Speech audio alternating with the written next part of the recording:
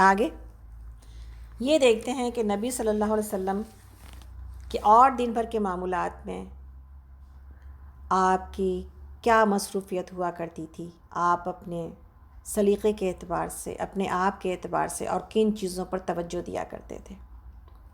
نبی صلی اللہ علیہ وسلم اپنے بال بہت سلیقے سے رکھتے تھے،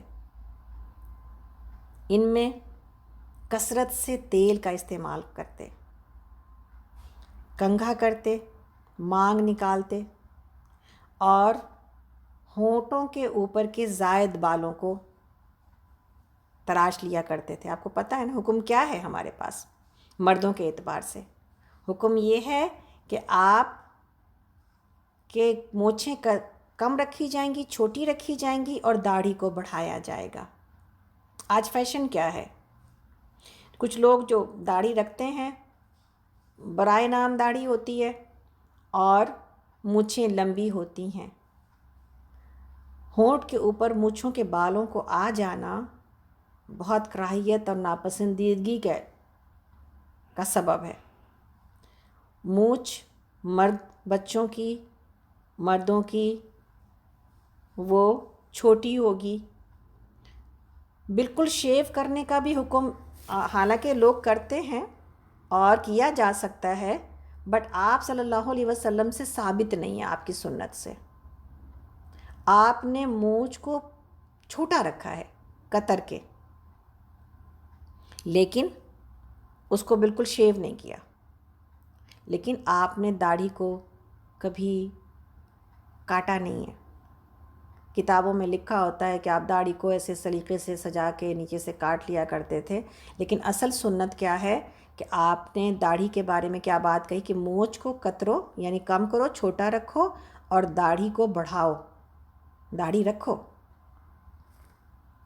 اور اسی طرح اپنے صحابہ کو بھی آپ نے تربیت دی ہے اور یہ بتایا ہے کہ داڑھی اگر لمبی ہوگی یا اس میں بھی آپ کنگھا کیا کرتے تھے، اس کو سنوار کے رکھتے تھے۔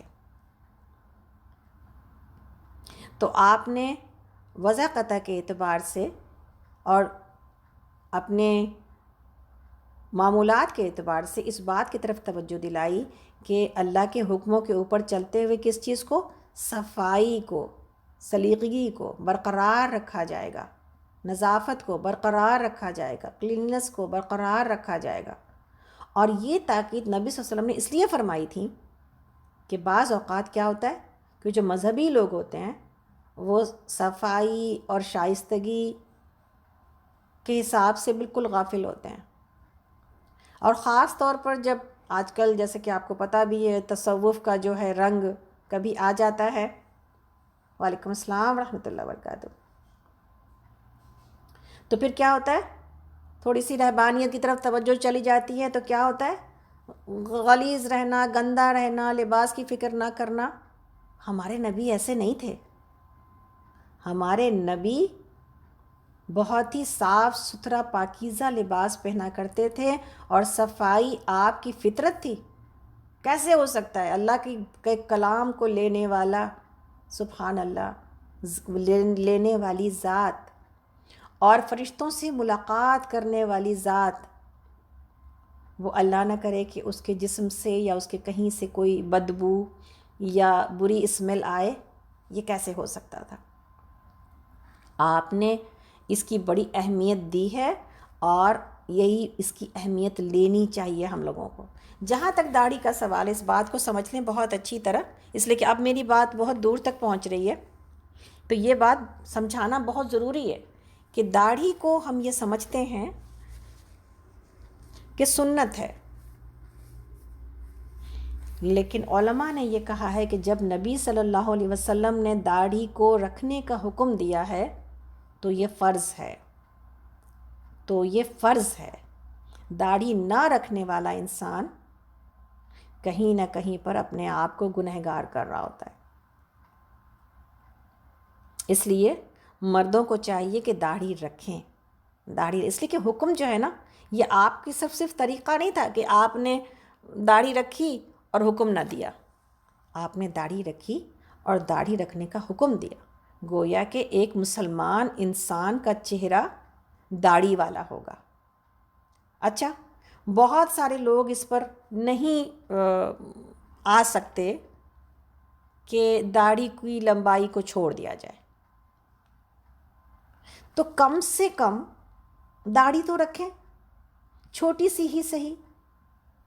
وہ چہرہ تو کم سے کم کسی درجے اللہ کے نبی صلی اللہ علیہ وسلم کے چہرے سے مشابہت رکھے ایک مسلمان مرد کا، چھوٹی سی ہی صحیح. الحمدللہ ہمارے بچے جب داڑھی والے چہرے کو، ہم اپنے بچوں کو دیکھتے ہیں، ہم سوچتے ہیں کہ اگر یہ چہرہ بغیر داڑھی کا ہوتا تو عجیب ہوتا. اور بچپن سے بچوں نے داڑھیاں رکھی اور سب شروع میں اتنی حیرت کرتے تھے، اچھا بچے داڑھی رکھتے ہیں، داڑھی رکھتے ہیں. الحمدللہ ٹھیک ہے، بہت لمبی نہیں رکھ پاتے بچے جوان، یا ایون اگر ہمارے شوہر یا ہمارے مرد یا ہمارے رشتہ دار، سب کو میری طرف سے دعوت ہے، پلیز اپنے داڑھیوں کو بڑھائیں. اس لیے کہ اللہ کے نبی صلی اللہ علیہ وسلم کی شباہت کے اوپر آنا یہ ہمارے لیے اعزاز ہے، نہ کہ گوروں کی شباہت کی طرف آنا یہ ہمارے لیے اعزاز ہو. ایسا نہیں ہے. آپ دیکھیں یہاں تو کتنا، امریکہ میں تو بہت ہے مشہور، پلیئرز اتنے بڑے بڑے داڑھی رکھتے ہیں اور ہم کہتے ہیں اللہ اکبر، یہ اگر اتنی لمبی داڑھی رکھ کے فٹ بال کھیل سکتا ہے، اور اس کی داڑھی اگر فیشن میں ہونے کی وجہ سے لڑکے بھی اتنی لمبی داڑھیاں رکھ سکتے ہیں، تو پھر اگر ہماری شریعت نے ڈیمانڈ کیا تو کیا برا ہے؟ اگر اللہ نے اس کو پسند کیا تو اس میں کیا دقت ہے؟ سیلیبریٹیز کے پیچھے جانے کے لیے تو ہم داڑھی بڑھا سکتے ہیں، لیکن اگر وہ اللہ کی طرف سے آ جائے پھر اس میں 100 مشکل دکھائی دیتی ہے. تو اللہ تعالیٰ سے دعا کرتے ہیں اللہ تعالیٰ ہمیں اس کے پسند کا چہرہ اور اس کے پسند کے کا لباس اور اس کے پسند کی شخصیت اور اس کے پسند کے جیسا ہمیں بنا دے. یہ بہت امپورٹنٹ ہے. ہم ہر وقت اپنے پسند یا اپنے ماحول کے پسند یا ارد گرد کے پسند میں ڈھلنا چاہتے ہیں، اور ہمیں اور آپ کو ڈھلنا کس کے پسند کے مطابق ہے؟ اللہ کی پسند کے مطابق. تو یہ بہت امپورٹنٹ ہے کہ انسان اس بات کو یاد رکھے. تو آتے ہیں اللہ کے نبی صلی اللہ علیہ وسلم کی طرف کہ آپ کی وضاحت ایسی ہوا کرتی تھی اپنے بالوں کے بارے میں. اور جیسا کہ ہم نے کہا، ہم دن بھر میں اگر اپنے بال کو سنوارنے میں سنت کا طریقہ اختیار کریں، داہنی جانب سے شروع کریں اور اس بات کو سمجھیں کہ اللہ کے نبی صلی اللہ علیہ وسلم نے سلیقے کو اور اچھی وضاحت کو پسند کیا ہے، تو اس میں اجر ملے گا. لیکن ہم بالوں کو محض اس طرح سے بنا لیں کہ جی جناب ٹھیک ہے، دن بھر میں تو میری صورت ذرا اچھی سی ہو جائے اور میں بال بنا لوں صبح صبح. لیکن اگر سنت کے طریقے کو، جیسا کہ ابھی ہم نے پڑھا کہ آپ صلی اللہ علیہ وسلم اپنے بالوں کو سلیقے کے ساتھ رکھا کرتے تھے اور آپ کنگھا کیا کرتے تھے اور آپ مانگ نکالا کرتے تھے، تو یہ سب کچھ کے اندر اجر شامل ہو جائے گا، اجر شامل ہو جائے گا. اور یہیں سے وہ سیرت بنتی ہے، وہ مزاج بنتا ہے اور وہ پرسنالٹی بنتی ہے جو آہستہ آہستہ یہاں سے شروع کر کے زندگی کے اونچے اونچے بڑے بڑے مرحلوں میں بھی سنت کے طریقے اور سیرت کے طریقے پر چلنے کی اپنے اندر ہمت اور کمال پاتی ہے. تو یہ ایک مزاج ہے جو کہ دن بھر کے جو ہے وہ مصروفیت میں ڈھلے گا، تب جا کے ہم وہاں پہنچیں گے جہاں ہمیں پہنچنے کی تمنا ہے، جہاں پہنچنے پر میری اور آپ کی نجات ہے. تو آگے چلتے ہیں انشاءاللہ تعالی. آپ کے جو ساتھ میں چیزیں ہوا کرتی تھیں، آپ جب سفر میں ہوتے یا حضر میں، یعنی جب آپ مقیم ہوتے یا آپ کبھی سفر میں ہوتے، اپنے گھر میں ہوتے یا سفر میں ہوتے، تو آپ کو کے ساتھ چیزیں ہمیشہ ساتھ رہتی، اور بستر کے قریب رہتی. تیل کی شیشی، دوسری چیز کنگھا، تیسری چیز سرما دانی، چوتھی چیز قینچی، پانچویں مسواک، چھٹی چیز آئینہ، اور ساتویں چیز لکڑی کی ایک پتلی کھپچی. اب یہاں پر یہ لکھا، ہمیں نہیں پتہ کہ یہ خلال کے لیے لکھا ہے یا کوئی چھڑی جیسی کوئی چیز تھی، اس لیے کہ آپ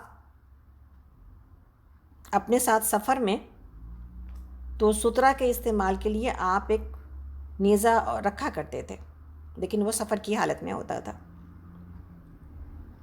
سرما رات کو سوتے وقت استعمال کرتے، 3 سلائی دونوں آنکھوں میں لگاتے تھے اور داہنی طرف سے شروع کرتے تھے، اور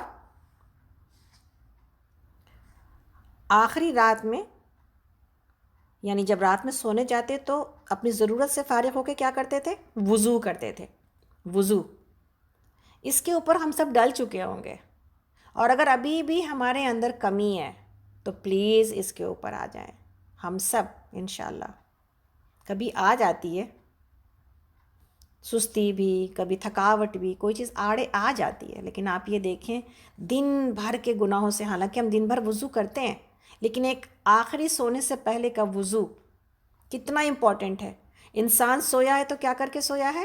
اپنے گناہوں کو دھو کے سویا ہے۔ وضو محض پانی کا چھونا نہیں ہے، اور محض اپنے چند اعضاء کو بھگونا نہیں ہے، بلکہ وضو کیا ہے؟ وضو اپنے گناہوں سے اپنے آپ کو پاک و صاف کر لینا ہے۔ کون نہیں چاہتا کہ ہم رات میں جب میری روح نکالی جائے میرے جسم سے، ہمیں نہیں پتہ واپس آئے گی نہیں آئے گی، تو پھر وہ اس طرح سے اللہ کے پاس پہنچے کہ وہ پاک و صاف اور صاف ستھری ہو۔ تو یہ بہت آسان طریقہ اللہ نے میرے لیے اور آپ کے لیے راتوں میں سونے سے پہلے اپنے گناہوں سے پاک ہونے کا رکھا ہے۔ یہ بہت چھوٹا سا عمل ہے جو اپنے اندر اتنا بڑا خیر رکھتا ہے جس کو آپ اور ہم سوچ بھی نہیں سکتے۔ باوضو سونا ایک عبادت ہے۔ وضو سے سونے والا رات میں جس وقت آنکھ کھلے اگر کچھ دعا مانگتا ہے اس کی دعا قبول کی جاتی ہے۔ تو آپ وضو کے ساتھ سونے والے کے سرہانے ایک فرشتہ اس کے لیے دعا کے اوپر آمین کہتا ہے، تو بہت سارے اس کے فائدے موجود ہیں، اور ہم یہ کہیں تو کوئی مشکل بات نہیں کہ کرامات موجود ہیں اس وضو کے۔ فائدے تو ہم سنتے ہیں پھر ہم بھول جاتے ہیں، جب کرامت کا لفظ آتا ہے تو انسان کہتا ہے وہ کوئی بہت بڑی چیز ہے، تو اس لیے ہم نے کرامت کا لفظ استعمال کیا ہے تاکہ ہم اس کو ایک بڑا عمل سمجھے اپنے لیے، کہ کوشش چھوٹی ہے بٹ اجر بے تحاشا ہے، بے تحاشا۔ تو آپ کیا کرتے؟ آخری رات میں حاجات سے فارغ ہو کر وضو کرتے اور خوشبو لگاتے، اور ریحان کی خوشبو آپ کو پسند تھی، ریحان کی خوشبو آپ کو پسند تھی، اور مہندی کے پھول کی بھی بھینی خوشبو آپ کو پسند تھی، مشک اور عود کی خوشبو سب سے بڑھ کر پسندیدہ رہی، گھر میں خوشبودار دھونی لیا کرتے تھے، ایک عطر دان تھا جس میں بہترین خوشبو موجود رہتی اور استعمال میں آتی۔ آج ہمارے پاس کہیں پر بھی یہ بخور جلتے ہوں گے نا گھروں میں، اب تو یہ بہت کامن ہو گیا ماشاء اللہ، عربوں کے اسٹور پر مل جاتا ہے، اور وہاں پر اس میں جلانے والی عود کی خوشبو بھی مل جاتی ہے، اور ہم میں سے اکثر لوگ اگر جلاتے ہوں گے سنت سمجھ کے جلائیں، انشاءاللہ محض خوشبو کے لیے نہ جلائیں، سنت سمجھ کے جلائیں۔ ابھی بھی ماشاءاللہ ہمارے لوگوں نے دیا تھا، سکینت گروپ کے لوگوں نے تحفہ، تو اللہ تعالیٰ تحفہ دینے والوں کو خوش رکھے، آمین۔ تو ہم بھی اکثر جمعہ کے دن وہ جلاتے ہیں، اور اس کی خوشبو ایک خوشی اور فرحت اور پورے گھر کے لیے ایک، جیسے کہا جاتا ہے کہ سنت کے طریقے پر چلنے کی وجہ سے ایک رحمت کا جیسا ایک سما ہو جاتا ہے، اس کے بغیر ہم کو جمعہ نہیں لگتا۔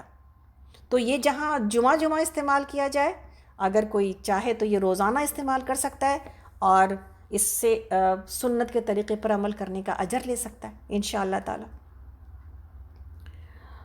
اور کبھی حضرت عائشہ اپنے دست مبارک سے خوشبو لگاتی ہیں آپ کو، اور یہاں پر یہ بھی لکھا ہے کہ آپ جس کوچے سے گزر جاتے دیر تک اس میں مہک رہتی تھی، اور فضائیں بتاتی تھیں کہ گزر گیا ہے ادھر سے وہ کاروان بہار۔ یہاں پر اس بات کو سمجھ لینا بہت ضروری ہے کہ عورتوں کے لیے ایسی خوشبو لگانا، خاص طور پر باہر نکلتے وقت میں جو دور تک پھیلے، یہ بالکل ناپسندیدہ ہے، بلکہ کہا جائے تو حرام ہے۔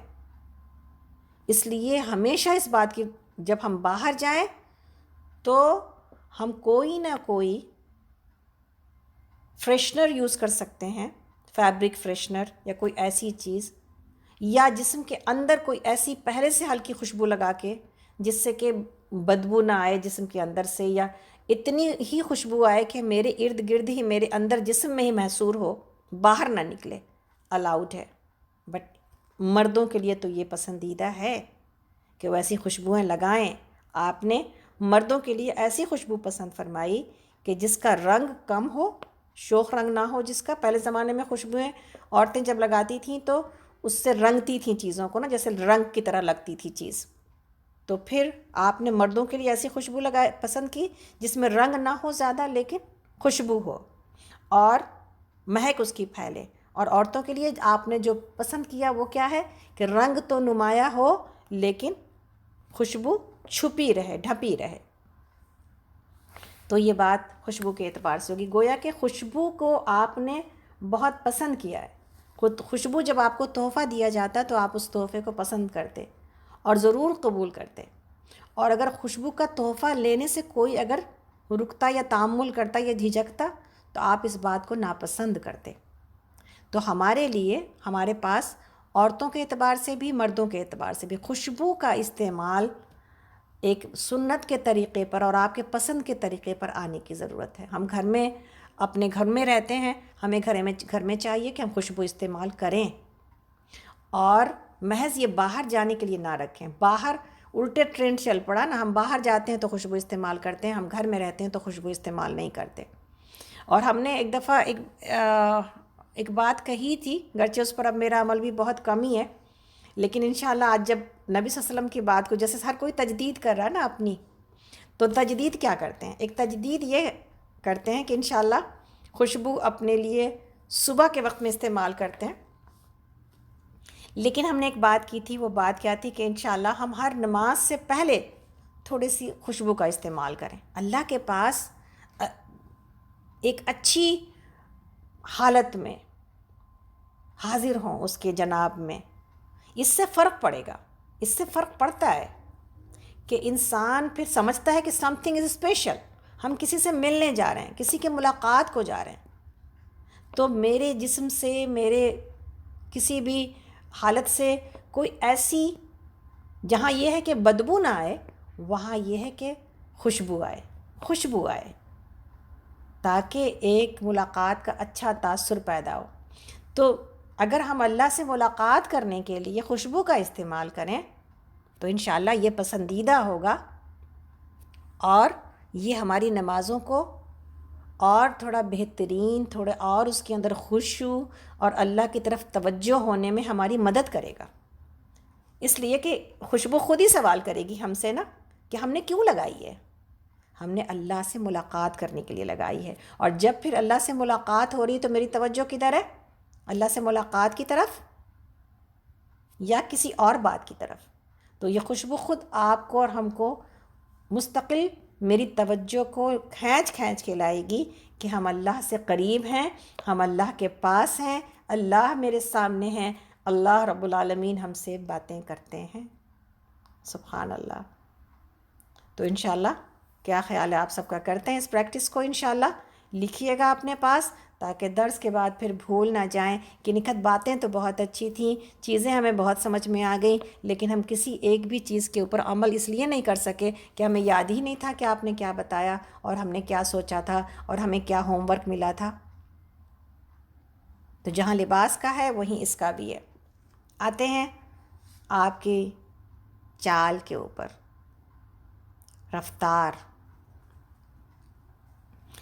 جو کہ بہت کچھ آپ کی اور میرے ایمان کو ظاہر کرتی ہیں، آپ کو اور ہم کو اللہ کا بندہ بتاتی ہیں۔ عباد الرحمن میں اللہ رب العالمین نے اپنے بندوں کی چال کے بارے میں بھی بات کی ہے، اور وہ یہ کہا ہے کہ وہ ایسی چال چلتے ہیں، نرم چال، نرم چال، وہاں تعریف کی گئی ہے عباد الرحمن کی، اس میں ان کے چال کی نرمی بتائی گئی ہے۔ یہاں پر نبی صلی اللہ علیہ وسلم کی بھی چال اور آپ کی رفتار ایک مومن کی چال اور مومن کی رفتار ہے، ایک ایسے داعی کی جو اللہ کے دین کی طرف بلائے۔ بعض لوگوں کو دیکھ کے آپ کو عجیب محسوس ہوتا ہے، ہم اپنے چال کو نہیں دیکھتے کہ ہمیں کیسے چلنا چاہیے، بہت عجیب لگتا ہے ہم کو، اچھا چال کے بارے میں کیا بات ہونی ہے بھلا؟ چال بھی کوئی سمجھنے کی، دیکھنے کی اور کنسیڈر کرنے کی چیز ہے نا؟ تبھی تو اللہ رب العالمین نے عباد الرحمن کی چال کو ڈسکس کیا ہے قرآن میں۔ سورہ فرقان کا آخری رکوع جو عباد الرحمن کو ڈسکس کرتا ہے کہ اللہ کے بندے کیسے ہوتے ہیں، اللہ کے غلام کیسے ہوتے ہیں، اللہ نے چال بھی ڈسکس کی ہے۔ تو پھر ہے نا ایک ایسی چیز جس کی طرف توجہ کرنے کی ضرورت ہے کہ میں کیسے چلتی ہوں، اللہ کے نبی صلی اللہ علیہ وسلم کیسے چلتے تھے۔ آپ صلی اللہ علیہ وسلم کی چال عظمت کی، وقار کی، شرافت کی اور احساس ذمہ داری کی چال تھی۔ چلتے، پھر سے ہم کہتے ہیں عظمت، وقار، شرافت اور احساس ذمہ داری۔ اب اس میں سے کتنی چیز میرے چال کے اندر موجود ہے؟ چلتے تو مضبوطی سے قدم جما کر چلتے، ڈھیلے ڈھالے طریقے سے قدم گھسیٹ کر نہیں۔ آپ کو پتہ ہے کتنا مطلب عجیب لگتا ہے جب کوئی اپنے جوتوں کو گھسڑ کے چلے، گھسیٹ کے چلے، بالکل منع ہے، قدم مضبوطی کے ساتھ اٹھا کے رکھے جائیں گے، گھسیٹے نہیں جائیں گے۔ بالکل یہ سنت کا طریقہ نہیں ہے، بالکل یہ مومن کی چال نہیں ہے۔ مومن اپنے چال کو مضبوطی سے، اپنے قدم کو اٹھاتا ہے اور مضبوطی سے زمین پر رکھتا ہے، بدن سمٹا ہوا رہتا، دائیں بائیں دیکھے بغیر چلتے۔ آپ دیکھیں توجہ کدھر ہے، اپنی چال کی طرف ہے، اپنے چلنے کی زمین کی طرف ہے، آگے کی سمت کی طرف ہے آپ کو۔ اور ہمارے پاس کیا ہو پاتا ہے، لوگوں کو دیکھتے ہوئے چلتے ہیں، ٹھوکر کھا جاتے ہیں، گر جاتے ہیں، کچھ اور ہو جاتا ہے، کسی سے ٹکرا جاتے ہیں، کوئی اور چیز ہو جاتی ہے۔ وجہ کیا ہے؟ ہم جدھر جا رہے ہیں اس سمت کی طرف میری توجہ نہیں ہوتی ہے، اس لیے یہ سب کچھ ہوتا ہے۔ توجہ اپنے راستے کی طرف، اپنی سمت کی طرف رکھنا ہے، نہ کہ دنیا کی طرف رکھنی ہے۔ اسی طرح آپ قوت سے آگے قدم بڑھاتے اور جھکاؤ میں آگے کی طرف تھوڑے سے جھکے ہوئے ہوتے، ایسا معلوم ہوتا کہ اونچائی سے نیچے کو اتر رہے ہیں۔ اس طرح مضبوطی سے قدم بڑھاتے، جیسے انسان ڈھلان کی طرف کتنی مضبوطی سے قدم رکھتا ہے کہ کہیں پھسل نہ جائے، آپ کے اندر یہ مضبوطی دکھائی دیتی تھی۔ اور ہند بن ابی حالہ کے الفاظ میں آپ کس طرح چلتے تھے، الفاظ آپ دیکھیں، گویا زمین آپ صلی اللہ علیہ وسلم کی رفتار کے ساتھ لپٹتی جا رہی ہے، زمین آپ کی رفتار کے ساتھ لپٹتی جا رہی ہے۔ چلتے وقت کبھی ہم زمین کا خیال کرتے ہیں؟ زمین ایک بے جان چیز کی طرح میرے قدموں کے نیچے اللہ رب العالمین نے بچھا دی ہے، اور ہم اس کو بے جان سمجھتے ہیں۔ کیا یہ بے جان ہے؟ اللہ کی کائنات میں کوئی بھی چیز بے جان نہیں ہے، سب کو اللہ، یہ میرے لیے بے جان ہے، لیکن زمین کو کس کس انداز میں دیکھنا ہے، یہ زمین میرے لیے گواہی دے گی، ہے نا؟ سورہ زلزال میں ہے کہ زمین بولے گی انسانوں کے بارے میں، وہ مجھے دیکھ رہی ہے، وہ میری ساری ریکارڈنگ کر رہی ہے، اور زمین یا تو مجھ سے محبت کرتی ہے یا مجھ سے نفرت کرتی ہے۔ اللہ اکبر! یا تو مجھ سے محبت کرتی ہے یا مجھ سے نفرت کرتی ہے۔ تو زمین کو اپنے ساتھ لے کر چلنا ہے کہ زمین ہمیں دیکھ رہی ہے۔ ہم جب کینڈیڈ کیمرے کے بارے میں بات کر رہے تھے، ہمیں یاد ہے تو ہم یہ بات بار بار کہہ رہے تھے کہ ہو سکتا ہے کہ میرے ذہن سے یہ بات نکل جائے کہ میرے کندھے پر جو دونوں فرشتے ہیں وہ لکھ رہے ہیں میرے ہر عمل کو، چونکہ دکھائی نہیں دے رہے تو ہو سکتا ہے ہم سب سے پہلے اللہ رب العالمین کو بھول جائیں، اس لیے کہ وہ دکھائی نہیں دیتے ہمیں۔ ہو سکتا ہے کہ ہم اپنے کندھوں کے اوپر لکھنے والے فرشتوں کو بھول جائیں، کرامن کاتبین کو۔ ہو سکتا ہے کہ ہم اپنے جلد کو بھول جائیں کہ یہ جو جلد کی خوبصورتی کے لیے ہم موئسچرائزر اور پتہ نہیں اپنے ہاتھوں کو اور اپنے پیروں کو ڈرائنس کے اعتبار سے دیکھ رہے ہوتے ہیں کہ میرے ہاتھ کتنے خوبصورت ہیں۔ ابھی سردیوں میں تو ہر چیز کی حالت خراب ہوئی ہو رہی ہے، تو انسان دیکھتا ہے تو کہتا ہے ارے اللہ یہ کیا ہو رہا ہے میری اسکن کے ساتھ۔ تو کبھی ہم اپنی اسکن کو اپنے ریکارڈنگ کے اعتبار سے دیکھ رہے ہیں، میرے دن اور رات کو ریکارڈ کر رہی ہے میری اسکن، میرے حالات ریکارڈ ہو رہے ہیں، تو ہم یہ بھول سکتے ہیں۔ میرے ارد گرد کی چیزیں مجھے ریکارڈ کر رہی ہیں، ہم یہ بھول سکتے ہیں۔ لیکن کیا جس زمین کے اوپر ہم چلتے ہیں اس کو ہم بھول سکتے ہیں؟ اس لیے کہ یہ ہر جگہ میرے پیروں کے نیچے موجود ہے، تو ہم بھول ہی نہیں سکتے۔ تو یہ ریکارڈنگ کر رہی ہے، یہ وہ اللہ کا وہ کینڈڈ کیمرہ ہے جو چھپا بھی نہیں ہے، واضح بھی ہے، بٹ کیمرہ ہے، یہ ہم بھول جاتے ہیں۔ تو زمین اگل دے گی اس دن اللہ رب العالمین کے سامنے میری اور آپ کی ہر بات، اور ہم زمین سے کہاں چھپ سکتے ہیں۔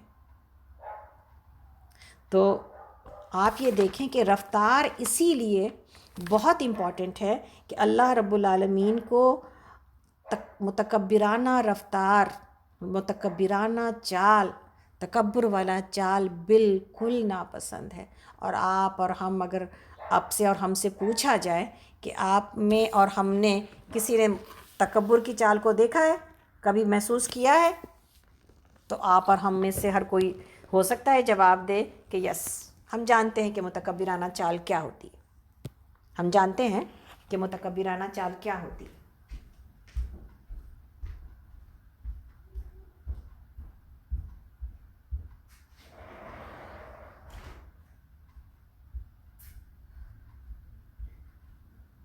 تو آپ دیکھیں کہ چال کے اندر بھی کتنا ایمان موجود ہے، اور کتنی بندگی موجود ہے، کتنی عاجزی موجود ہے، کتنی نرمی موجود ہے۔ یہ سب کچھ بہت ضروری ہے سوچنا، اس لیے کہ نبی صلی اللہ علیہ وسلم کے چال کے اندر یہ سب کچھ موجود تھا، یہ سب کچھ موجود تھا۔ جہاں وقار اور عظمت تھی وہیں نرمی اور عاجزی تھی، اور یہی اللہ کو پسند ہے، یہی اللہ کو پسند ہے۔ اب آتے ہیں جس چیز کی طرف،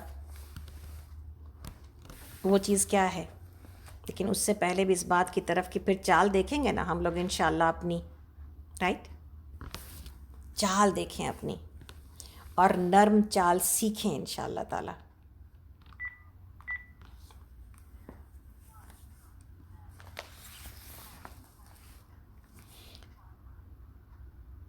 تکلم، آپ کی گفتگو بہت امپورٹنٹ بات ہے، بہت ہی امپورٹنٹ، ایک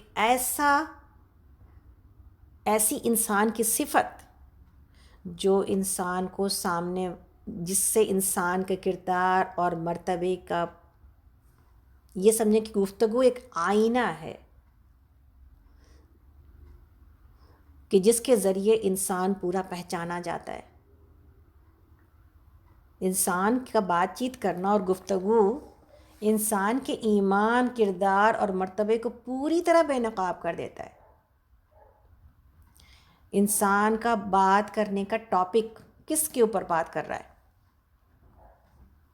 موضوع کس پر بات ہو رہی ہے، بات میں الفاظ کا انتخاب۔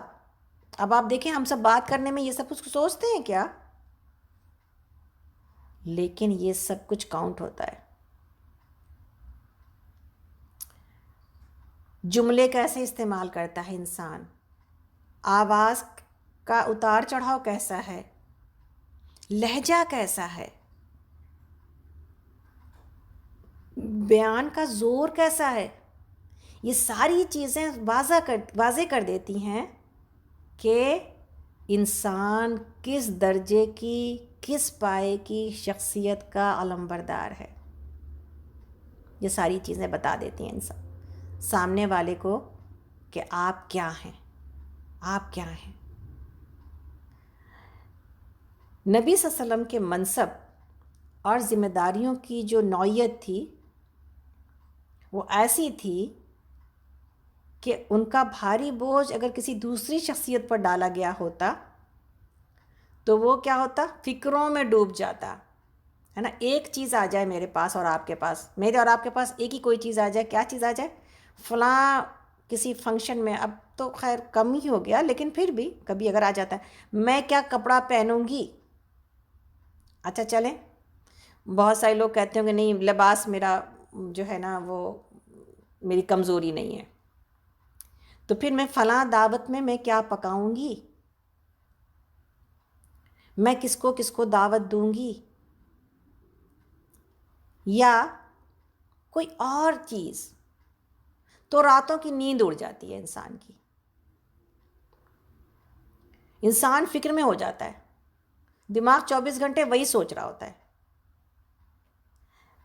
اللہ کے نبی صلی اللہ علیہ وسلم کے اوپر اتنا بڑا بوجھ تھا پوری انسانیت کو دعوت دینا، اور اس جاہلیت میں دا ون اینڈ اونلی، ایک اکیلا انسان.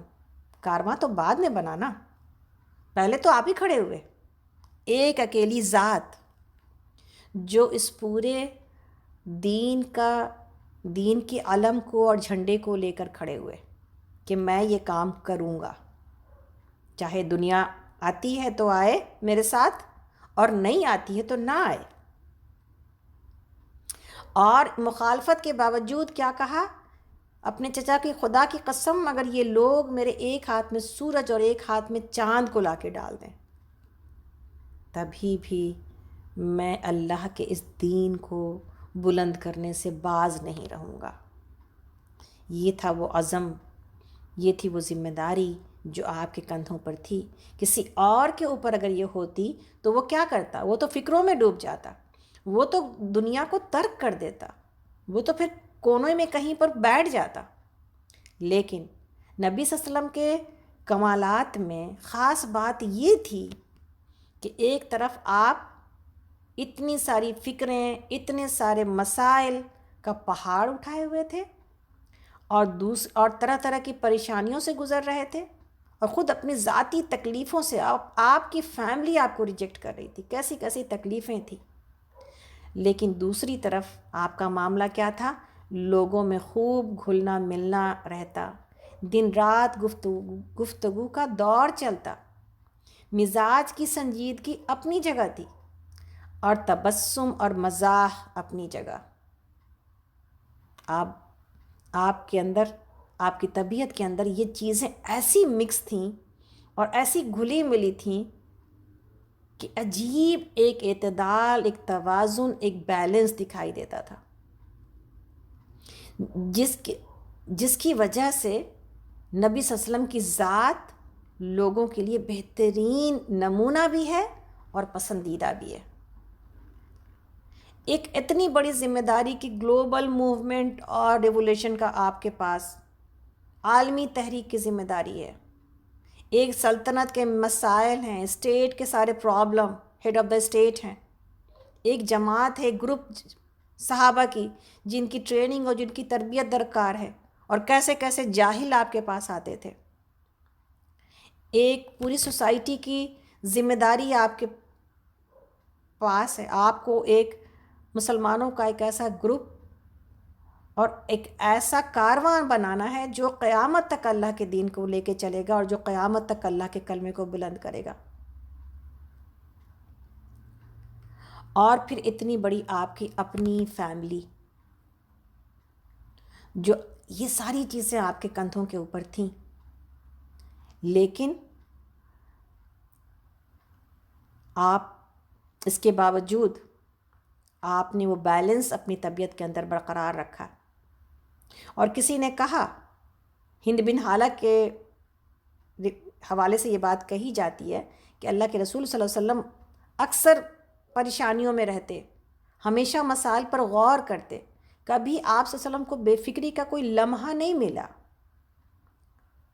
ہم تھوڑی سی پریشانیوں کو اپنے اوپر سوار کر کے ہم کہتے ہیں کبھی چین ہی نہیں ملا، حالانکہ چین ہے ہماری زندگی میں، ہم بے چینیوں کو سوار کر لیتے ہیں. بے فکری کا کوئی لمحہ آپ کو نہیں ملا، دیر دیر تک خاموش رہتے اور بلا ضرورت فضول بات چیت نہ کرتے. لیکن آپ صلی اللہ علیہ وسلم ایک داعی تھے، اللہ کی طرف بلانے والے، ایک دعوت دینے والے داعی، اور ایک تحریک کے سربراہ تھے، لیڈر تھے آپ. اس لیے آپ کو دعویٰ بھی کرنا تھا اور آپ کو اپنے لوگوں کو ایجوکیٹ بھی کرنا تھا. تبلیغ اور تعلیم اور تزکیہ اور پولیٹیکل جتنے انتظامات آپ کو سنبھالنے تھے، سیاسی انتظامات چلانے کے لیے آپ صلی اللہ علیہ وسلم کا لوگوں کے ساتھ رابطہ ضروری تھا، جس کے لیے سب سے اہم ذریعہ کیا تھی؟ بات چیت، تکلم. لہٰذا حضرت زید بن ثابت رضی اللہ عنہ آپ کے بارے میں بیان کرتے ہیں، اور کتنی خوبصورت بات ہے یہ، آپ دیکھیں سنیں، کہ جب ہم دنیاوی معاملات کا ذکر کر رہے ہوتے، دنیا کے معاملات کا ذکر کر رہے ہوتے، تو نبی صلی اللہ علیہ وسلم بھی اس ذکر میں حصہ لیتے. آپ نے یہ نہیں کیا فضولیات ہے بس آخرت کی ہی بات کرتے رہو، ایسا نہیں ہے. ایک بیلنس ذات، سبحان اللہ، کہ آپ اس میں بھی حصہ لیتے. جب ہم آخرت پر گفتگو کرتے تو نبی صلی اللہ علیہ وسلم ہمارے ساتھ اس پر بھی شریک رہتے اس میں، اور جب ہم لوگ کھانے پینے کی کوئی بات چھیڑتے تو نبی صلی اللہ علیہ وسلم اس میں بھی شامل رہتے. یہ تھا آپ کا بیلنس. سبحان اللہ. ان تمام چیزوں کے باوجود، یعنی آپ نے دنیاوی باتیں بھی کی ہیں، آپ نے مزاح بھی کیا ہے، آپ نے جو ہے وہ روزمرہ کے مسائل بھی ڈسکس کیے ہیں، اس کے باوجود آپ نے خدا کی قسم کھا کر یہ اصولی حقیقت بیان کی، کیا؟ کہ میری زبان سے، اللہ کی قسم، میری زبان سے حق کے سوا کوئی بات ادا نہیں ہوتی، حق کے سوا کوئی بات ادا نہیں ہوتی. اور اللہ رب العالمین نے بھی یہی بات آپ کی تصدیق کی ہے اس بات کے اوپر کہ وما ینطق عن الہویٰ، میرا بندہ، میرا رسول حق کے سوا کچھ بھی نہیں کہتا. جو بات بھی زبان سے نکلتی ہے وہ حق ہی نکلتی ہے. ہم اور آپ اپنے طرز عمل میں یہ دیکھیں کہ ہم کتنی دفعہ اور کتنے معاملات میں ہم اپنے اس فکر کو زندہ اور تازہ رکھتے ہیں کہ میری زبان سے جو نکلے وہ صحیح بات نکلے، سیدھی سادے طریقے، سمپل ہو معاملہ، پیچیدہ نہ ہو. آپ صلی اللہ علیہ وسلم بات کرنے میں، یعنی اس ایک بات کو مزید تھوڑا سا ہم واضح کرتے ہوئے چلیں، اس لیے کہ ہم کو یہ بات بہت زبردست لگی جب ہم اس کو پڑھ رہے تھے اور مطالعہ کر رہے تھے، کہ کتنے سرکمسٹانسز میں ہم کیا کیا بول جاتے ہیں. یعنی جہاں پر درس کے موقع پر لوگوں کے سامنے صحیح اور حق بات کرنے کا ہم خیال رکھتے ہیں، وہیں پر کتنی ایسی جگہوں پر، ایسے سرکمسٹانسز میں ہم کیا کیا بول جاتے ہیں ہمیں اندازہ نہیں ہوتا. ہم کہتے ہیں ٹھیک ہے، زبان تو میری ہے، گھر میرا اپنا ہے، لوگ میرے اپنے ہیں، ہم جو چاہے بول سکتے ہیں. لیکن ایسا نہیں ہے. اللہ کے نبی صلی اللہ علیہ وسلم نے حق کے سوا اور صحیح اور سچی بات کے سوا کبھی کوئی بات نہیں کی ہے. تو میرے لیے اور آپ کے لیے کتنا بڑا لمحہ فکریہ ہے. میری زبان کیا کیا بولتی ہے، لیکن اس تناظر میں دیکھیں، اس بیک گراؤنڈ میں دیکھیں ہم اور آپ، کہ اللہ کے نبی صلی اللہ علیہ وسلم کیسے محتاط آپ نے زندگی بسر کی ہے. سبحان اللہ. آپ صلی اللہ علیہ وسلم رول ماڈل تھے، اور ہم کیا ہیں؟ ہم کیا ہیں؟ ہم اپنے ارد گرد کے لوگوں کے لیے، اپنے بچوں کے لیے رول ماڈل ہیں. ہمیں بھی وہیں پہنچنا ہے، ہمیں ان کی اتباع میں اور لوگوں کے لیے، یعنی جہاں نبی صلی اللہ علیہ وسلم کو فالو کرنا ہے، وہیں اپنے ارد گرد کے لوگوں کے لیے رول ماڈل بننا ہے. تو ہم کہاں کہاں ٹھوکر کھا رہے ہوتے ہیں. یہی تو وجہ ہے کہ ہماری بولی ہوئی بات کا زیادہ اثر نہیں ہوتا، اس لیے کہ میری پرسنالٹی اور ہماری پرسنالٹی وہ وقار، عظمت، وہ احتیاط، وہ تقوی شو ہی نہیں کر پاتی.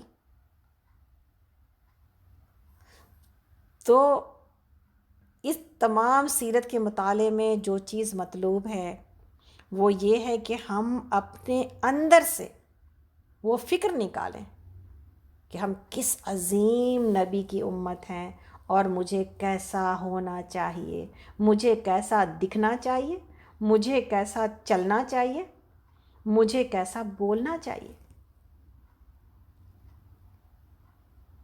آپ صلی اللہ علیہ وسلم باتوں کے درمیان